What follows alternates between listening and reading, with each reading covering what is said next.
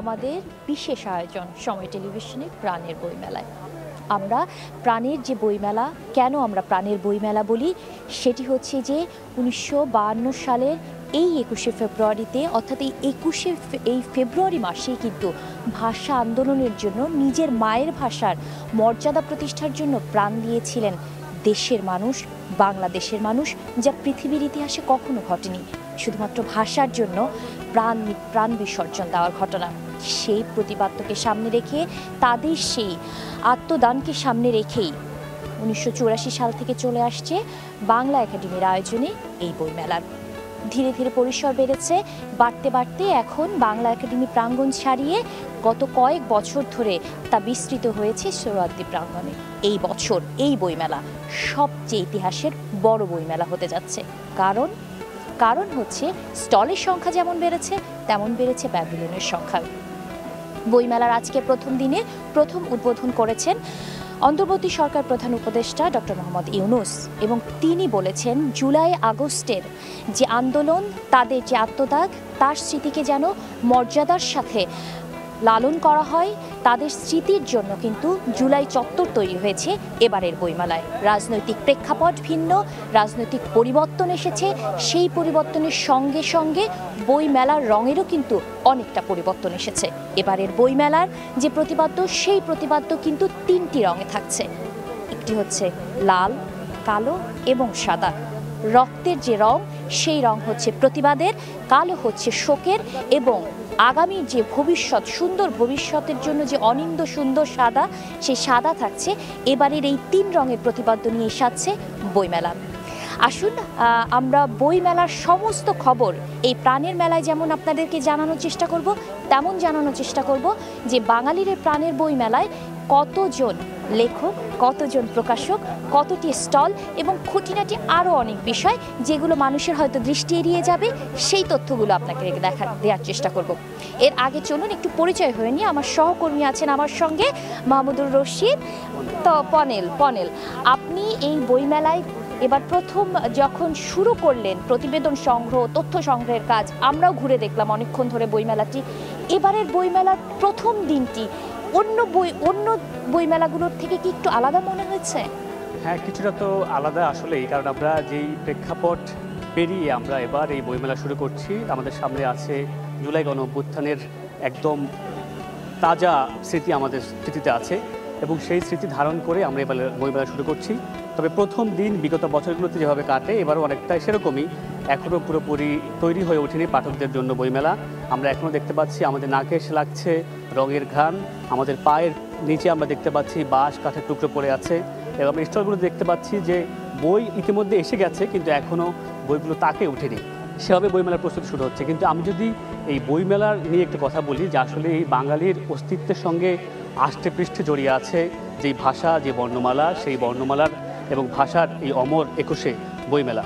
আমরা যদি একটু শুরু থেকে যে জানতে চাই, যে সেই আপনি বলেছেন 1984 সাল থেকে, কিন্তু আর আগেও একটি প্রেক্ষাপট আছে, সেটা হচ্ছে 1972 সালে। সেটি বাংলা একাডেমির সামনে পাশের যে রাস্তা, সেই রাস্তার মধ্যে একজন ব্যক্তি, চিত্তরঞ্জন সাহা, তিনি শুরু করেছিলেন সেই যে বইমেলা শুরু হয়, যে অল্প কয়টা বই নিয়ে তিনি বসেছিলেন বইমেলার, এই যে মূল যে ধারণা যার কাছ থেকে পাওয়া আমাদের, তিনি হয়তো তখন জানতেন না যে আসলে তার এই উদ্যোগটা ধীরে ধীরে বাঙালির একটি মহাপার্বণে পরিণত হবে। সেটি আমরা এখন দেখতে পাচ্ছি। এবং এই বইমেলা 1 মাস জুড়ে হয়, কিন্তু পুরো 1 মাসের পর পুরো বছর জুড়ে যে লেখক, পাঠক এবং প্রকাশকদের মাঝে জ্ঞানের চর্চার যেই উদ্বোধন হয় এই মেলার মাধ্যমে, সেটি আসলে চর্চা সারা মাসব্যাপী থাকে। আজকে এই 1 তারিখে, ফেব্রুয়ারি 1 তারিখে বইমেলার দ্বার উন্মোচন হলো। আমি বলতে চাই আসলে একটি আলো, একটি মোমবাতির প্রদীপ শিখে আসলে আজকে জ্বলে উঠলো, এবং সেটি পুরো মাসব্যাপী আজকে জ্বলবে। এবং বইমেলা যখন শেষ হবে 28 তারিখে, সেই প্রদীপটি কিন্তু নিভে যাবে না। সেই প্রদীপটি আসলে সারা বছর জুড়ে বাঙালি পাঠকদেরকে আলো দিয়ে যাবে। আচ্ছা, এই যে বইমেলার, আমরা প্রথম যখন ছোটবেলায় বইমেলায় বাবা মার সঙ্গে এসেছি, আমরা দেখতে পাচ্ছি যে আজকেও কিন্তু এই শিশু কিশোর যারা আছেন, অভিভাবকরা কিন্তু চাচ্ছেন তাদেরকে তাদের ভাষার মাতৃভাষার বইয়ের সঙ্গে পরিচয় করিয়ে দিতে শিশুদের জন্য একটি সুন্দর চত্বর তৈরি করা হয়েছে, অনেকগুলো চত্বর তৈরি করা হয়েছে, এই বিষয়ে যদি একটু বলেন। হ্যাঁ, আসলে মেলার তো আসলে কতগুলো সেগমেন্ট থাকে, যে বিগত বছরগুলোতে যে সেগমেন্টগুলো ছিল সেগুলো এবারও আছে। যেমন আমরা জানি যে শিশু প্রহর নামে একটি সেগমেন্ট থাকে, সেটি প্রতি শুক্রবার এবং শনিবার শিশুদের জন্য বিশেষ করে শিশু প্রহর থাকে। সেইখানে সকাল 11টা থেকে রাত 9টা পর্যন্ত শিশুরা তাদের বাবা মার সাথে আসতে পারেন। সেখানে শিশুদের জন্য মনোবিকাশের বৃদ্ধির জন্য এবং শিশুদের গড়ে ওঠার জন্য পর্যাপ্ত সংখ্যক বইয়ের ডালি নিয়ে স্টলগুলো প্রস্তুত আছে এবং শিশুরা এবার শিশু চত্বরে থাকছে, 39টা স্টল থাকছে। এবং আমরা আরেকটি বিষয় জানিয়ে দিতে চাই, সেটা হলো লিটল ম্যাগাজিন যে প্রাঙ্গণ, আমরা সোহরাওয়ার্দী উদ্যানের যে উন্মুক্ত যেটা প্রাঙ্গণ, সেখানে উন্মুক্ত মঞ্চের পাশেই সেখানে গাছের নিচে প্রায় 130টি স্টল নিয়ে অপেক্ষা আছে লিটল ম্যাগাজিনের জন্য, প্রস্তুত আছে, পুরোপুরি প্রস্তুত হয়ে উঠতে পারেনি। হ্যাঁ, বইমেলার বেশ আসলে হয় কি প্রতি বছরই দেখা যায় যে সপ্তাহখানেক লেগে যায় এই পুরো বইমেলাটা সেজে উঠতে। অন্যান্য বছরের তুলনায় এবার কাজ অনেকটাই এগিয়ে গেছে, কারণ আজকে মাত্র মেলার প্রথম দিন। ইতিমধ্যে কতগুলো স্টল আমরা দেখেছি পুরোপুরি প্রস্তুত এবং প্যাভিলিয়নগুলোই প্রায় পুরোপুরি প্রস্তুত। আর কিছু কিছু স্টল এবং প্যাভিলিয়ন আছে যেগুলো কাজ চলছে। এই সোহরাওয়ার্দী উদ্যানে আছে 36টি প্যাভিলিয়ন এবং বাংলা একাডেমি প্রাঙ্গণে আছে একটি প্যাভিলিয়ন। এবং আপনি যেটা প্রথমে বলছিলেন যে পরিসর এবং মেলার আকার অনুযায়ী এবারে মেলা ইতিহাসের সবচেয়ে বড়, সেটি প্রকাশনের দিক থেকেও আমরা বলতে পারি যে এবার সবচেয়ে মেলায় 708টি প্রতিষ্ঠান যুক্ত হয়েছে, যা আগে ছিল প্রায় মাত্র 646টি। সেদিক থেকেও মেলা আসলে অনেকটা পরিসর বেড়েছে। এবং হচ্ছে যে যারা প্রকাশনা সংস্থার সঙ্গে সংশ্লিষ্ট যারা প্রকাশক আছেন তাদের কিন্তু সারা বছর ধরে শুধু এই ফেব্রুয়ারির জন্যই প্রস্তুতিটি নিতে হয়, বইমেলার অপেক্ষাটি করতে হয়, কারণ এত বড় আসর তো আসলে বই প্রেমীদের জন্য বসে না। তো এই যে সারা বছরের যে প্রস্তুতি, আমি জানি যে আপনারা ঘুরেছেন, আমরা ঘুরে দেখেছি যে বাংলা বাজারে যে প্রকাশকদের যে প্রেসে এখন যে অবস্থা, তাদের কাজের যে চাপ, সেইটা এখন কি কেমন আছে দেখে একেবারে প্রাথমিক থেকে একজন প্রস্তুতিটা শুরু হয় লেখক থেকে। লেখক বইমেলাকে উদ্দেশ্য করে বই লেখার পরিকল্পনা করেন এবং পুরো বছর জুড়ে বই লিখেন। পাঠক প্রস্তুত হয়, সে বইমেলা যাবে, কারণ বইমেলার পাঠক শুধুমাত্র মেলা ঢাকায় হলেও এই পাঠক কিন্তু সারা দেশে ছড়িয়ে আছে। তারা সারা দেশের বিভিন্ন জায়গা থেকে এই ফেব্রুয়ারিতে আসেন এবং বই সংগ্রহ করেন। এরপর লেখক যখন একটি বই লিখে ফেলেন, এরপর সম্পাদনার কাজ আছে, পাণ্ডুলিপি দেখার কাজ আছে, প্রকাশকের কাছে পাঠায়, এরপরে আসলে ছাপাখানা যায়। এর মাঝে আবার বইয়ের প্রচ্ছদ আছে, প্রচ্ছদ শিল্পীদেরও এক ধরনের ব্যস্ততা থাকে এবং বই শুধু কাগজের যে বিষয়টা, বই তো আসলে কাগজে ছাপানো হয়, সেই কালি কাগজ সেগুলোর একটা বিষয় আছে। এবং পরিপূর্ণরূপে বই প্রস্তুত হওয়ার পরে সেই বই মেলা পর্যন্ত পৌঁছে দেওয়ার পর্যন্ত যেই শ্রমিকরা থাকেন তাদেরও এক ধরনের ব্যস্ততা এই বইমেলা এবং ফেব্রুয়ারি জুড়ে বেড়ে যায় আসলে। সেটি হচ্ছে যে আমরা প্রতি বছরই দেখি যে অসংখ্য বই প্রকাশ হচ্ছে, হাজার হাজার বই প্রকাশ হয় এই বইমেলায়। বেশিরভাগ প্রকাশ হয়, সবচেয়ে বেশি বই প্রকাশ হয় যে সেটি হচ্ছে কবিতার বই। হ্যাঁ, এই বিষয়টি যে বই প্রকাশ হচ্ছে কিন্তু কতটা পাঠকপ্রিয়তা পাচ্ছে, সংখ্যাটা কেমন, বইয়ের মানের ব্যাপারটা কেমন, এই প্রশ্নটা কিন্তু প্রতি বছর সামনে নিয়েই বইমেলাটা শুরু হয়। এবারও বাংলা একাডেমির মহাপরিচালক জানিয়েছেন তারা এই বিষয়টির দিকে নজর দিবেন।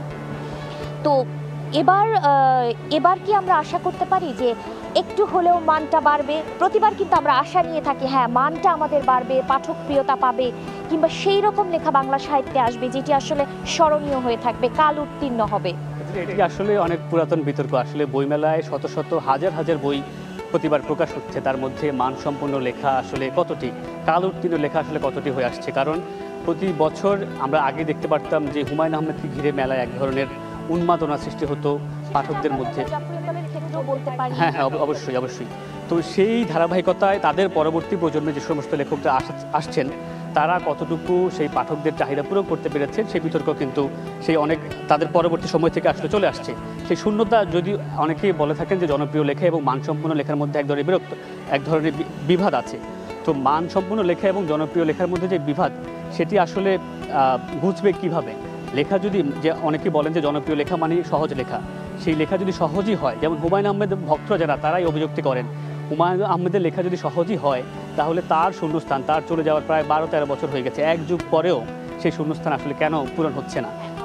আমাদের বাংলা সাহিত্যে অনেক গুণী লেখককে আমরা পেয়েছি, কিন্তু কেমন যেন যখন ফিরে যেতে হয়, কথা বলতে হয়, মনে করার মতো লেখার কথা বলতে হয়, তখন কিন্তু ওই অনেক আগের দিনে ফিরে যেতে হয়। এখনকার নতুন নতুন লেখকরা যে পাঠকপ্রিয়তা পাচ্ছেন না, জনপ্রিয়তা পাচ্ছেন না তা নয়, তাদের লেখাও ভালো হচ্ছে। কিন্তু আমি শুধু যেটি বলতে চাচ্ছিলাম পনির, যে এই যে মানে যত সংখ্যায় লেখাগুলো আসছে, হাজার হাজার বই বের হচ্ছে, কিন্তু তার খুব কম আমাদের মনে থাকছে, কিংবা খুব কম কবি লেখক যারা পাঠকপ্রিয়তা পাচ্ছেন। বইগুলো হারিয়ে যাচ্ছে। বেশিরভাগ মনে হচ্ছে যে বইগুলো আসছে কিন্তু বইগুলো হারিয়ে যাচ্ছে। সেই অভিযোগ আসলে যারা আগের লেখকরা আছেন, যারা আমাদের সমাজের যারা অগ্রগামী আছেন, যারা বুদ্ধিজীবী আছেন, তাদের কাছ থেকে আমরা পাই। কিন্তু বর্তমান সময়ে তরুণ লেখক যারা, তারা আসলে এই অভিযোগটি একেবারে পুরোপুরি খণ্ডন করে দেন।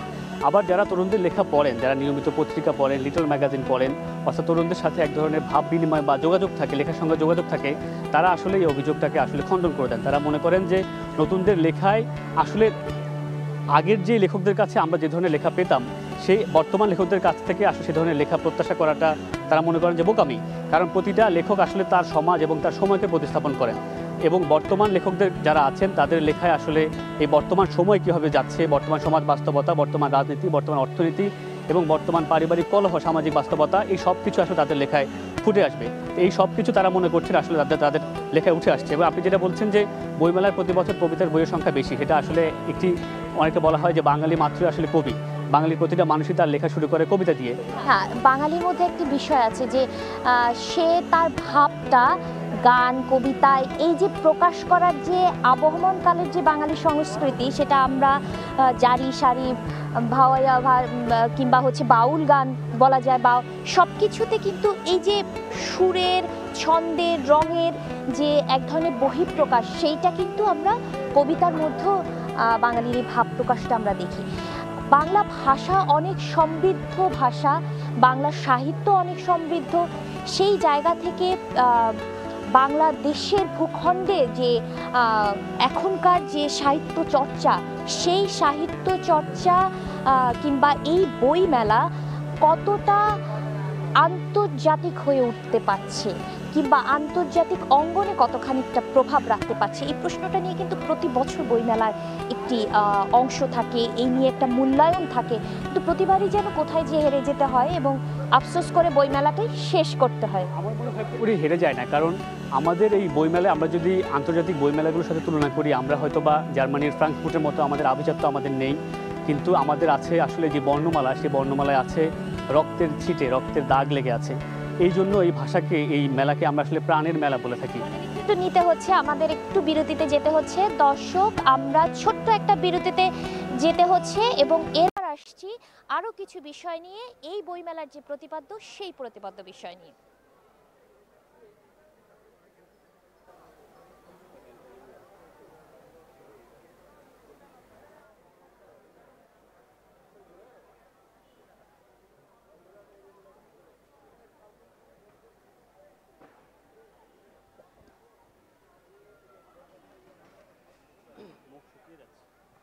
পানি দে, পানি দে।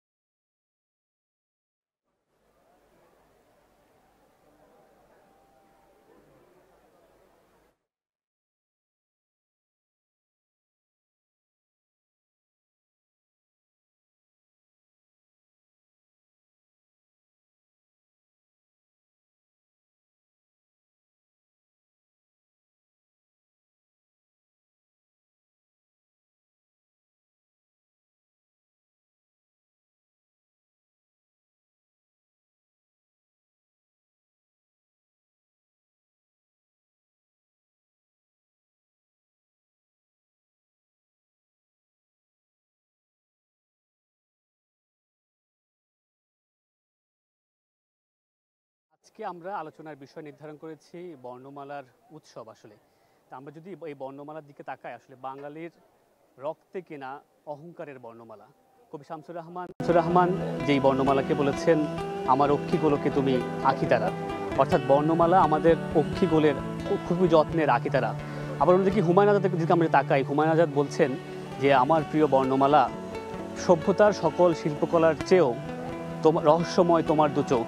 এই যে বাংলা বর্ণমালা এবং বাংলা ভাষাকে ঘিরে এত এত যে উপমা, এত এত কাব্যের যে স্রোত, সেটি আসলে কেন? কারণ পৃথিবীতে প্রায় ৭,০০০-এর বেশি আছে এবং তার অসংখ্য অজস্র বর্ণমালা আছে, কিন্তু বাংলাই একমাত্র ভাষা যার গায়ে রক্তের ছিটে আছে এবং বাঙালি সেই তার মাতৃভাষার জন্য সে আসলে প্রাণ দিয়েছে। এই কারণেই বাংলা ভাষাটা আসলে আমাদের কাছে এত বেশি মহিমান্বিত, এত বেশি গৌরবের। এবং আমরা যদি খেয়াল করি যে এই যে আমরা বলি যে ভাষার মাস, কিন্তু আসলে ভাষার মাস আসলে শুধুমাত্র ফেব্রুয়ারি না, ভাষার যে উদযাপন সেটি আসলে পুরো বছর জুড়ে হয়।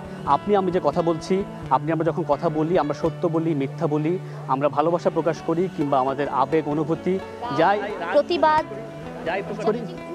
অভ্যুত্থান হয়ে গেল, এই অভ্যুত্থানের পুরোটা সময় ধরে আমরা দেখেছি যে তরুণ প্রজন্ম তাদের যে ভাষা, তাদের ভাষায় তারা বোঝানোর চেষ্টা করেছে, তাদের আন্দোলনের মাধ্যমে, তাদের আত্মদানের মাধ্যমে তারা একটি নতুন বাংলাদেশের স্বপ্ন দেখে। সেই স্বপ্ন কিভাবে তারা বাস্তবায়ন করবে সেগুলো তারা বলার চেষ্টা করেছে এই মাতৃভাষায়। কিন্তু এই ভাষা কিন্তু অনেকটা আলাদা। আগের যে ভাষা ছিল, আমরা এর আগে অনেকগুলো আন্দোলন দেখেছি, হ্যাঁ, সেটি ভাষা কিন্তু আস্তে আস্তে চেঞ্জ হচ্ছে, অনেকটা পরিবর্তন হচ্ছে। এবং যখন প্রজন্ম থেকে প্রজন্মে আসলে এই জিনিসগুলো পরিবর্তন হতে থাকে, পরিবর্তনের জায়গাগুলো কিন্তু খুব অদ্ভুত হয়। কারণ একটি প্রজন্মের মানে আবেগের বহিঃপ্রকাশ, আরেকটি প্রজন্মের আবেগের বহিঃপ্রকাশ অনেকটা পার্থক্য থাকার কারণে অনেক সময় আমরা পরিবর্তনটা সহজে ধরতে পারি না, যে কিন্তু পরিবর্তনটা একদম নিভৃতে হয়ে যেতে পারে, আবার পরিবর্তনটা এরকম হুট করেও চলে আসতে পারে। পরিবর্তনটা এতটুকুই পরিবর্তন হলেও সেটার সাথে আসলে আস্তে আস্তে পুরো জাতি, পুরো দেশের মানুষ খাপ খাইয়ে নেয়, কিন্তু তা না হলে এই অভ্যুত্থান কিন্তু আসলে সম্ভব ছিল না। আমরা দেখেছি এই ভাষাটা, যদিও আমরা বলছি যে জেনজির ভাষা, কিন্তু সেই ভাষা সেই ৮০ দশকের, যারা ৭০ দশকের, যারা এর পরবর্তী প্রজন্মের, তাদের সবাইকে কিন্তু আকৃষ্ট করেছে। আমরা দেখতে পাচ্ছি, আমরা যখন মেলা ঘুরছিলাম তখন দেখতে পেলাম মেলার পাশের যে দেয়াল, সেই দেয়ালও কিন্তু সেই সাম্প্রতিক অভ্যুত্থানে যে স্লোগানগুলো ব্যবহৃত হয়েছে, যে কবিতার লাইনগুলো মানুষের মুখে মুখে ফিরেছে, সেগুলোর ছাপ স্পষ্ট মেলার দেয়ালে। এবং আমরা আরেকটি বিষয়, যে মেলার নতুন সংযোজন, যে জুলাই চত্বর নামে যে চত্বরটি সংযোজন করা হয়েছে, সেটির কথা আমাদেরকে বিশেষভাবে বলতেই হবে। কারণ এই অভ্যুত্থানে কেউ প্রাণ হারিয়েছেন, কেউ আহত হয়েছেন, আবার অনেকে অংশগ্রহণ করেছেন, আবার অনেকে সমর্থন দিয়েছেন।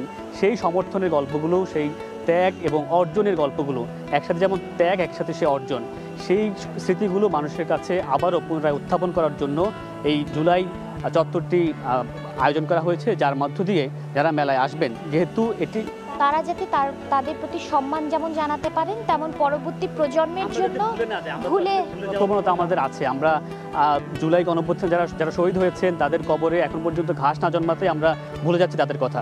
সেই আসলে আমরা যাতে ভুলে না যাই, তাদের কথা যাতে আমরা স্মরণ করি, যে পরিবর্তন, যে সাংস্কৃতিক পরিবর্তন বা যে রাষ্ট্রীয় পরিবর্তন, কাঠামো পরিবর্তনের কথা আমরা বলছি, যাদের হাত দিয়ে আমরা পেয়েছি, সেই পরিবর্তনের যারা অগ্রগামী পথিক, তাদেরকে যাতে আমরা ভুলে না যাই, সে স্মরণ করতে আসলে জুলাই অভ্যুত্থান। পনেল একটু দর্শকদের জন্য জানিয়ে দেই, সেটি হচ্ছে এবারের বইমেলায় কিন্তু পুরো বইমেলাটি থাকছে, চেষ্টা করা হচ্ছে এটি যাতে কোনো ধরনের বর্জ্য মুক্ত থাকে সেইটি বলা হচ্ছে, এবং ধূমপান মুক্ত বলা হচ্ছে। তো এই পুরো প্রাঙ্গণ জুড়ে, অর্থাৎ বাংলা একাডেমি এবং সোহরাওয়ার্দী প্রাঙ্গণ, এই প্রাঙ্গণটি বিস্তৃত হচ্ছে ইঞ্জিনিয়ারিং ইনস্টিটিউট পর্যন্ত। এইখানে বইমেলাটি চলবে প্রতিদিন, নিয়মিতভাবে বইমেলা চলবে বিকেল ৩টে থেকে ৮টা পর্যন্ত। এবং বইমেলার যেটি শুক্র ও শনিবার শিশু প্রহরের জন্য বইমেলাটি খুলবে সকাল 11টায়। এবং সেই দিনকে বইমেলাটি কিন্তু যে শেষ হবে, অর্থাৎ শুক্র এবং শনিবার ওই রাত ৮টার দিকে। এবং আমরা জানি যে ২১শে ফেব্রুয়ারি আন্তর্জাতিক মাতৃভাষা দিবস, সেই আন্তর্জাতিক মাতৃভাষা দিবসে বইমেলাটি সকাল ৮টা থেকে শুরু হয়ে রাত ৮টা পর্যন্ত খোলা থাকছে। অর্থাৎ বইমেলার যে পরিসর, যে আয়োজন, সেই আয়োজনের ব্যাপ্তি আগের মতোই থাকছে, কিন্তু আমরা দেখছি যে স্টল এবং প্যাভিলিয়নের সংখ্যা যেমন বেড়েছে, তেমন ধারণা করা হচ্ছে এবছর ইতিহাসের সর্বোচ্চ সংখ্যক বইও প্রকাশ করা হবে এই বইমেলা থেকে। আমরা জানি এবার অনেকগুলো ইসলামিক বইয়ের স্টলও কিন্তু থাকছে, সেই সংখ্যাও বেড়েছে। এছাড়া আমরা পুরো বইমেলাটি সার্বিক নিরাপত্তার জন্য যে আইন শৃঙ্খলা রক্ষাকারী বাহিনীর সদস্যরা রয়েছেন তাদের এক ধরনের জোর তৎপরতা, কড়া নিরাপত্তা ব্যবস্থার বিষয়টি তারা নিশ্চিত করেছেন যে বইমেলাটি পুরোপুরি নিশ্চিত নিরাপত্তার মধ্যে থাকবে, সেইটিও থাকছে। কিন্তু আজকের যে পরিবেশ প্রথম দিন হওয়ার কারণে ততটা কড়াকড়ি অথবা এই যে বলা হচ্ছে যে বর্জ্যমুক্ত, এই জিনিসগুলো কিন্তু এখনো পুরোপুরি মানা হচ্ছে না কিংবা মানা যাচ্ছে না, কারণ এখনো স্টল এবং প্যাভিলিয়নের কাজগুলো পুরোপুরি শেষ হয়নি। এছাড়া বইমেলার যে আয়োজন, সেই আয়োজনের মধ্যে পুরোপুরি বইমেলা জমে ওঠার যে বিষয়টি, সেটি আসলে আয়োজক, প্রকাশক এবং যারা বইপ্রেমীরা আছেন তারাও মনে করছেন যে এটি একটু সময় লাগবে এবং আস্তে আস্তে যখন জমে উঠবে প্রাণের বইমেলা তখন মানুষের ভিড়টাও বাড়বে এবং যেটি বাণিজ্যিকভাবে লাভবান করার একটু কথা বলেছেন বাংলা একাডেমির মহাপরিচালক। পনেলের কাছে যাব আমার সহকর্মী, তিনি আমাদেরকে এই বাণিজ্যের জায়গাটিকে আপনাদের একটু বলবেন যে বই মেলা সংক্রান্ত যে বাণিজ্য, অর্থাৎ শুধু বই প্রকাশ করলেই হয় না, বইটা যেমন পাঠক প্রিয় হতে হয়, আর্থিকভাবে লাভবান হওয়ার বিষয় আছে প্রকাশনা সংস্থাগুলোর কিংবা যারা লিখছেন তাদেরও, সেই জায়গাটা যদি একটু বলেন। সেই ইতিহাস যদি বলি, আসলে খুব একটি আশাপূর্ণ ইতিহাস নয় আসলে, কারণ একটি বইয়ের পিছনে অক্লান্ত পরিশ্রম, শুধুমাত্র একদিন নয়। কোনো পাঠক আছে, কোনো লেখক আছেন যারা বছরের পর বছর সংগ্রাম করে একটি বই লিখেন। আমি এই রিডিং রুম করতে গিয়ে একজন লেখকের সাথে আমার কথা হয়েছে, তিনি বলছেন প্রায় 6 বছর লাগে তিনি একটি উপন্যাস লিখেছেন এবং তিনি কিন্তু কবি, তিনি কবিতাও লিখেন, তিনি প্রবন্ধও লিখেন, কিন্তু তিনি বলছেন এই উপন্যাস লিখতে গিয়ে তিনি আর কিছুই লিখেননি, তার সমস্ত দিন রাত তিনি উজাড় করে দিয়েছেন এই বইয়ের পেছনে। এবং আমি তাকে জিজ্ঞেস করেছিলাম আপনার এই বইটি পাঠক গ্রহণ করবে কিনা এবং শেষ পর্যন্ত আপনার যে পরিশ্রম সেই অর্থ আপনার কাছে আসবে কিনা, সেটা তিনি আসলে ওই আশা থেকে আসলে তিনি করেননি। তিনি আসলে বলেছেন আমার লেখাটি যদি মানুষের কাছে পৌঁছায় তাহলে আসলে আমার লেখক সার্থকতা আমার ভেতর থেকে আসবে। লেখক এবং এই যে কবি লেখকদের একটি সবচেয়ে বড় বিষয় কি, যে তাদের এক ধরনের প্রসব বেদনা, এই প্রসব বেদনার কারণেই কিন্তু লেখক কবিরা এই আর্থিক মূল্যায়নের বিষয়টি মাথায় রাখেন না। তারা কিন্তু চিন্তা করেন না যে আমার ঘরে কত টাকা আসলো বা কত টাকা আসতে পারে, তারা তাদের ওই প্রসব বেদনা থেকেই এইটি চালিয়ে যান। এবং এটি হয়েছে এরকম অবস্থা যে নিজের টাকা খরচ করে বই করা এবং পরবর্তীতে আবার নিজের টাকা খরচ করে বই করা এবং এই যে আর্থিক ক্ষতির মুখে পড়া। প্রতিবার বলা হয় যে হাজার হাজার বই প্রকাশ হচ্ছে এবং সেই বইগুলো কতটা মানসম্পন্ন হচ্ছে, কারণ মানসম্পন্ন হলে সেখানকার মান এবং পাঠকপ্রিয়তা যখন বাড়বে তখন কিন্তু তাদের আর্থিক যে সেটা হবে। কিন্তু সেটি আসলে খুব কম লেখকই আছেন যারা নিজের টাকায় বই করে, কারণ বেশিরভাগ মানসম্পন্ন লেখক যাদের লেখা আমরা পড়ি বা অপেক্ষায় থাকি তারা আসলে নিজের টাকায় বই করেন না। এই পুরোপুরি বলবো আমি এক প্রকার ঝুঁকি, এটা নিতে হয় প্রকাশনী সংস্থাকে। আচ্ছা, আজকে আমাদের আলোচনাটা এখানেই রাখতে হচ্ছে। ধন্যবাদ পনেল এবং দর্শক, আমরা প্রতিদিন এই সময়ে আপনাদের সঙ্গে আবারও যুক্ত হব, আবারও জানিয়ে দেব বইমেলার খুঁটিনাটি এবং আমাদের সঙ্গে থাকবেন অতিথিরা, তারাও আমাদেরকে জানাবেন আপনাদের প্রিয় পাঠক, প্রিয় লেখক এবং বইমেলা সম্পর্কে।